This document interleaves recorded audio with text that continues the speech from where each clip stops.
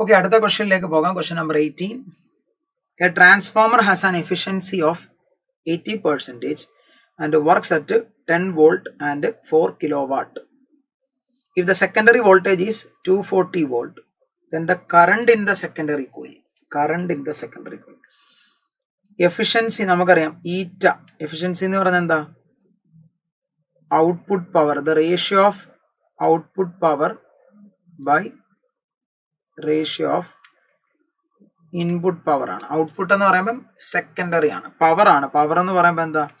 V I അല്ലെങ്കിൽ E I എന്ന് പഠിച്ചിട്ടുണ്ടല്ലേ.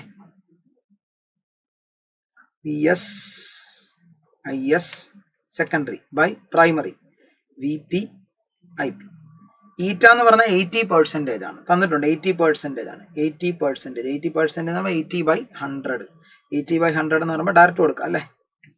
80/100 എന്ന് പറയുമ്പോൾ 0.8 which is equal to VSIS. Secondary ആണ്. സെക്കൻഡറി വോൾട്ടേജ് തന്നിട്ടുണ്ട് എത്രയാ? 240 ആണ്. So 240 into secondary current divided by V P I P. പ്രൈമറിയിലെ വോൾട്ടേജും കറണ്ടുമാണ്, അത് പവറാണ്. ഒബ്വിയസ്ലി പവറാണ്. അത് തന്നിട്ടുണ്ട് എത്രയാ? 4 കിലോവാട്ട് എന്നാണ്. സോ 4000. ഓക്കെ, അപ്പോൾ നമുക്ക് ഇവിടുന്ന് ഐ എസ് കിട്ടും. 8 × 4 32. ക്രോസ് മൾട്ടിപ്ലൈ ചെയ്യാം direct. 0.8 into 4000 divided by 240. So 8 × 4 32 00 divided by 240 approximately 13.33 ampere എന്നിട്ട് നമ്മളോട് സെക്കൻഡറി കറണ്ട് കണ്ടുപിടിക്കാനാണ് ചോദിച്ചിരിക്കുന്നത്. Okay, secondary current in the coil is 13.33. Direct വളരെ ഈസി ആയിട്ട് ചെയ്യാവുന്ന ക്വസ്റ്റ്യൻ ആയിരുന്നു. നിങ്ങൾക്ക് കോൺസെപ്റ്റ് കിട്ടിയെന്ന് വിചാരിക്കുന്നു.